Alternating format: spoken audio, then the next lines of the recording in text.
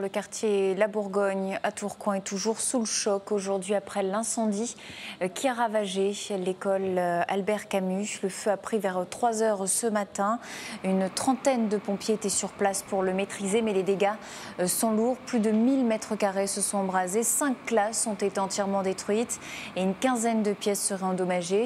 Quelques heures avant, vers 22 heures, l'alarme de l'école a sonné. Le gardien a vérifié mais il n'a vu personne. L'incendie pourrait donc être d'origine criminelle.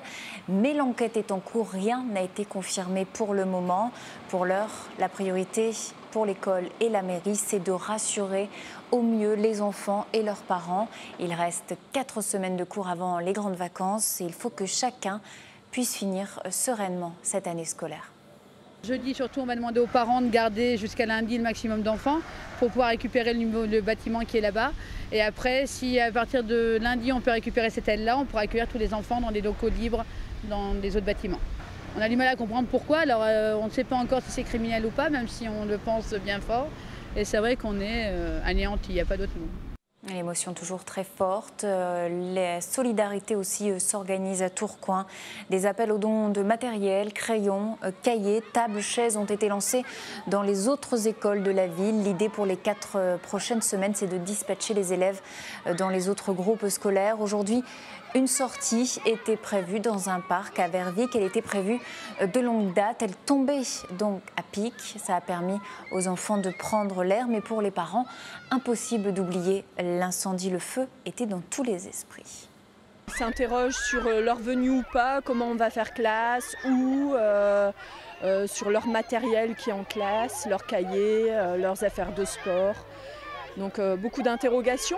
Les locaux ne vont pas pouvoir être ouverts, avec la suie, l'eau, il y a beaucoup de dégâts, même dans les classes qui n'ont pas complètement brûlé. Moi j'ai un enfant qui peut aller que dans une école plein pied et pour lui, pour l'année prochaine, je me demande comment je vais faire, si ils n'arrivent pas à ouvrir d'autres classes. Franchement, celui-là qui a fait ça, franchement c'est honteux et qui réfléchit à 2 fois parce que je trouve ça honteux, c'est tout.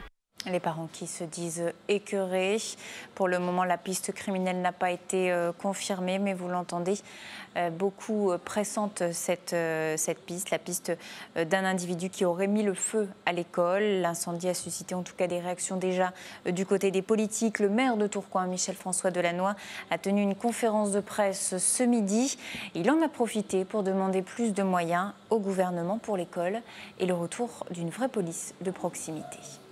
Cet événement-là vient peut-être le souligner, mais de toute façon, aujourd'hui, nous avons besoin d'un retour de la police dans nos quartiers. Voilà, le commissariat de Tourcoing a perdu 150 effectifs, 150 policiers depuis 10 ans.